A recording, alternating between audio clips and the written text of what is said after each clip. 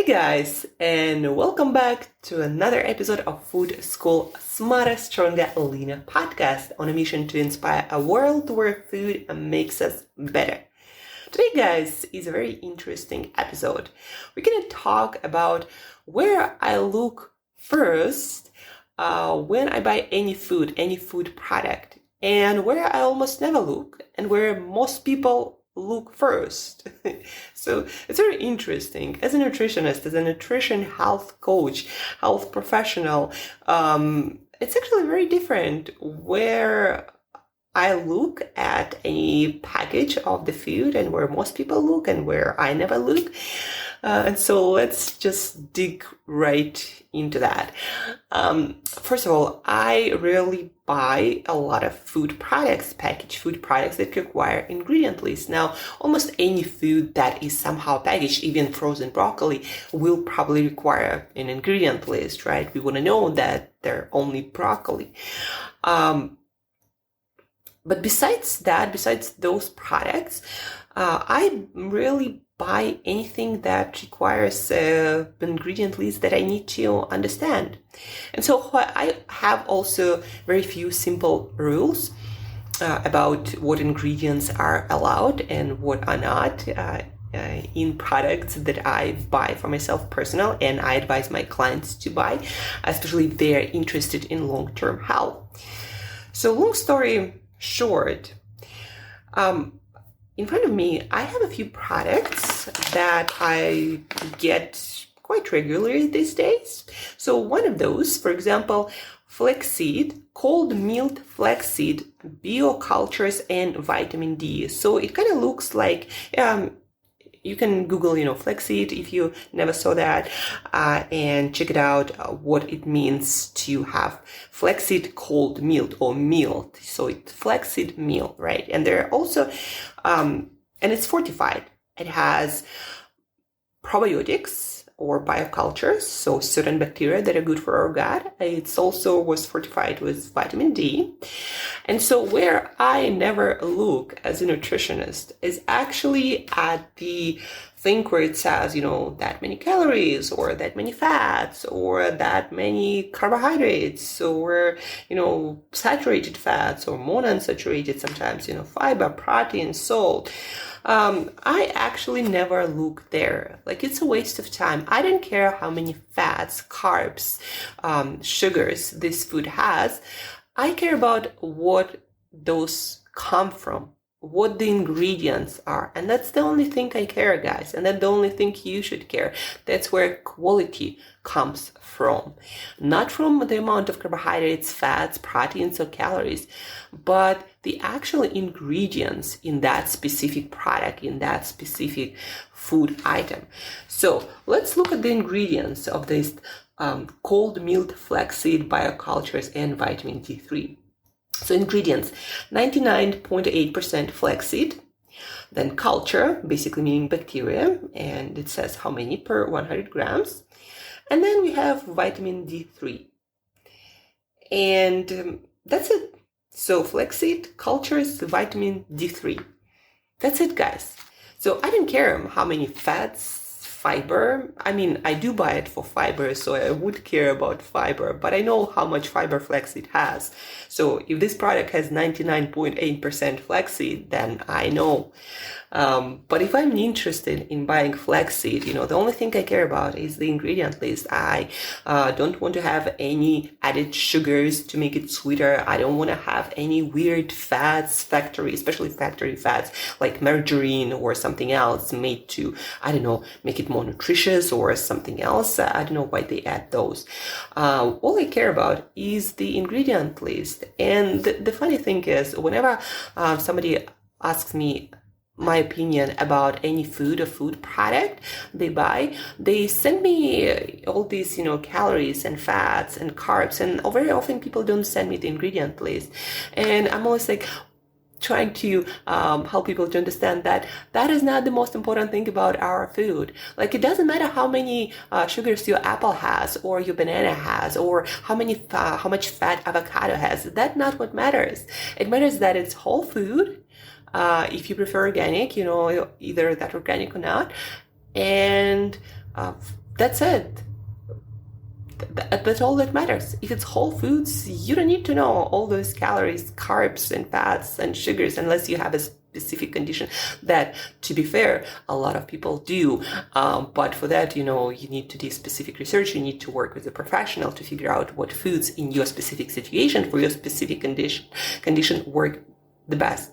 But if you buy, when you buy any kind of packaged food or packaged, product, snack, food item, you should care about the ingredient list. That's where you want to look at. So I have a few other products that are here, and those are basically the only products that I have in my house that are into whole foods. So here's this Puka Herbs Organic Latte Cacao Maca Magic. So that's the name of it. A luxurious chocolatey blend with ashwagandha. That is actually an Indian herb, an adaptogen that helps our body to, inside our bodies to balance stress. So bring certain things down and bring certain things up. So on the front label, it says no added sugars, naturally delicious. So we don't care about front labels too, by the way, guys. So it doesn't matter what it says on the front label. Yeah, it's kind of nice, and it's nice to know there are no added sugars, right? From the beginning. But let's read the ingredient list. So fat reduced cacao powder. So sounds pretty natural, right? A blue Weber agave inulin. Like a lot of you guys would not know what that means. And usually I recommend, if you don't know what that means, probably before buying it on a regular basis, you should do a little research or ask a person like myself whether that's good or bad. So that is a natural fiber extracted from certain plant. So that is okay, that's fiber, natural.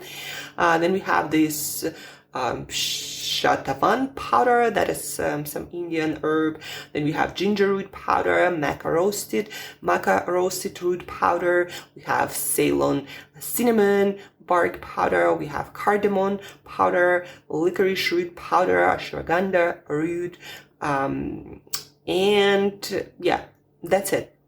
So all these are herbs, fibers, natural.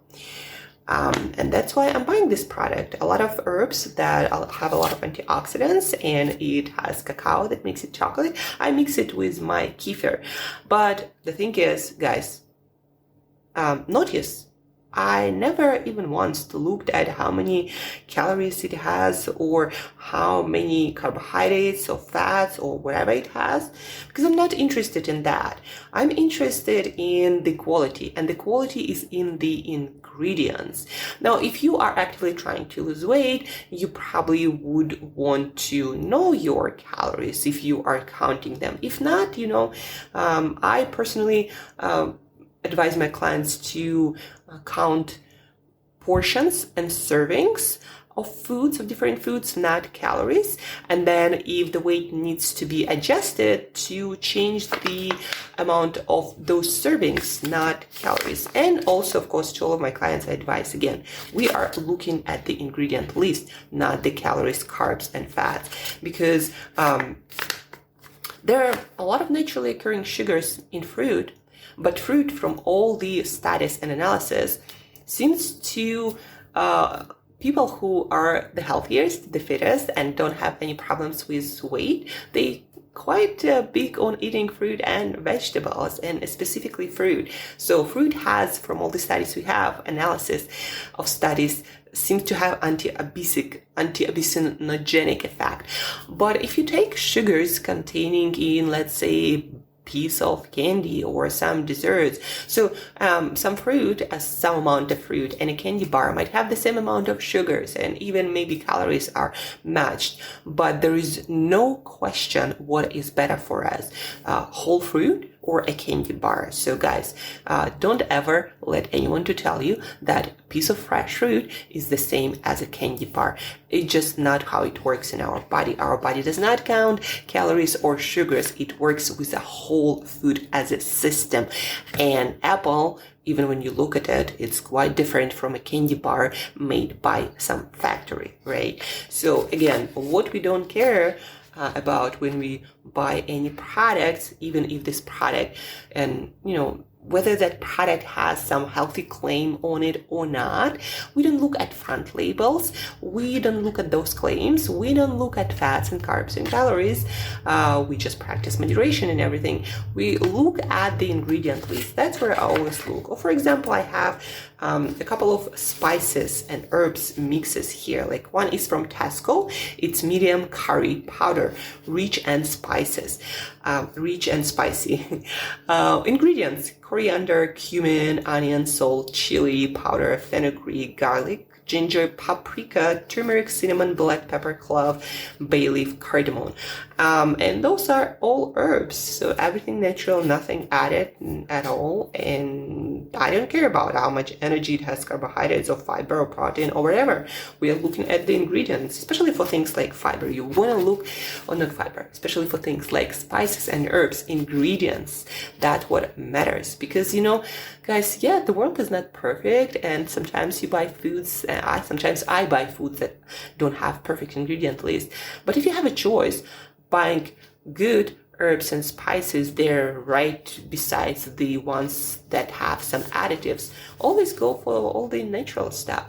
Now I have here Italian seasoning from Waitrose, and it says marjoram, onion, rosemary, thyme, basil, oregano, garlic powder, and paprika. And again, just the herbs, nothing added. So I don't care again about carbs, fats, or whatever, or if there were any health claims.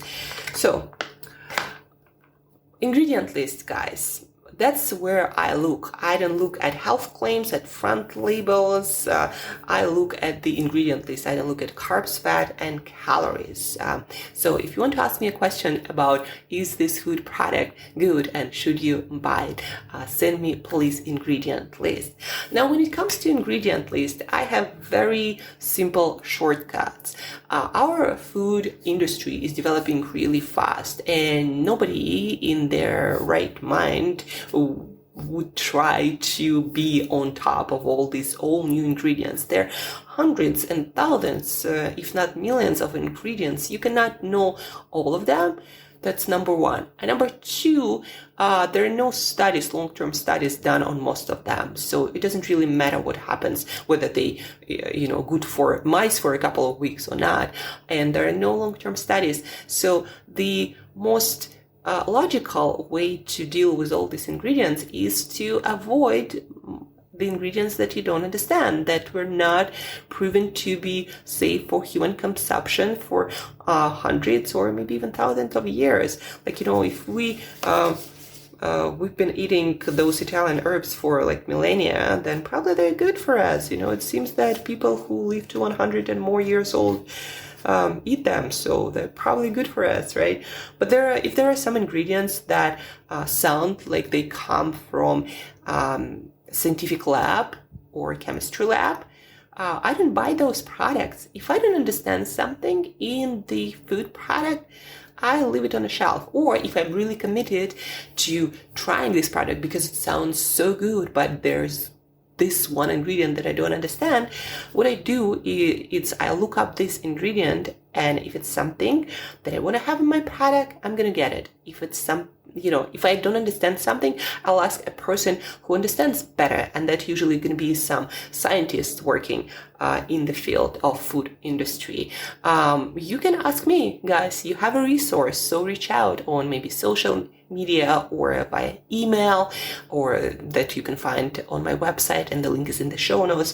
So reach out and let me know what product you are trying to choose or want to buy, and I'll let you know how good it is, what kind of information we have about this specific ingredient or product, right? So I don't buy foods, again, with the ingredients that I don't understand, that sound like they're from some scientific lab or chemistry lab. I don't, the second thing, I don't buy products with added sugars. And that's why, there are so many added sugars that many of us, we don't know all the names of sugars. So what I do, the first principle, I just shared with you, I don't buy things with ingredients I don't understand. So if there is some sugar that I don't understand, I wouldn't buy it because I don't understand it, right? So not buying things that we don't understand the ingredients of is a good first rule of thumb. And then if I know that certain thing is added sugar, like for example, there is this bio coconut kefir that has raw cane sugar. Now it says sugar. I know that it's sugar, so I don't buy it because I want to eat sugars from natural foods like fruit. And even if it's something like kefir or yogurt, guys, those things accumulate. Now you eat sugar here, then there, and then maybe you're eating fruit, a lot of fruit on top of that. That all matters. So I just try to minimize added sugar as much as possible. And basically, I'm going for zero. The only added sugar that I eat, if I specifically want to eat some dessert, that's where my sugar will come from, not from some beans in cans or some healthy kefir or yogurt, healthy quote unquote, but the one that has a lot of added sugar. So I avoid added sugar. That's the second thing.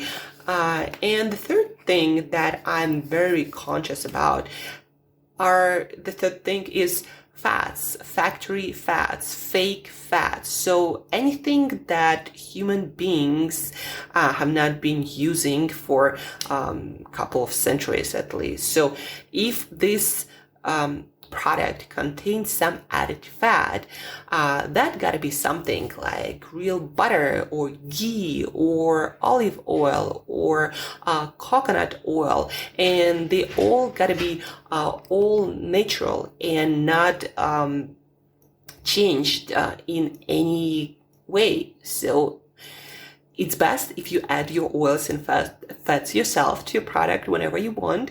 But again, I'm looking for things like soybean oil or sunflower oil or any kind of oils, but olive oil, extra virgin olive oil, coconut oil, virgin, non-refined, real butter, ghee. So I'm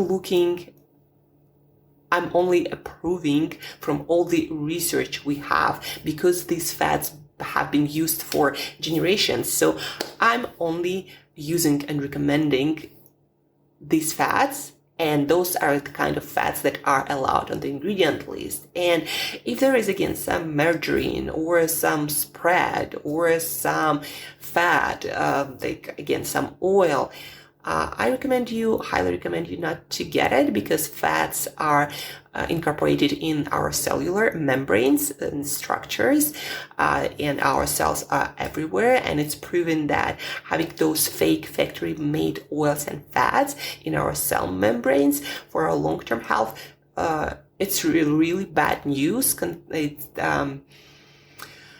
It makes our heart health worse and our whole body health worse, and our metabolism, our insulin sensitivity, inflammation levels, and oxidation of different structures in our cells. It makes us older faster. So many things are not great about those oils. So those are three pieces of things I'm looking for on the ingredient list. Number one, things I don't understand, so I toss this product until I know better.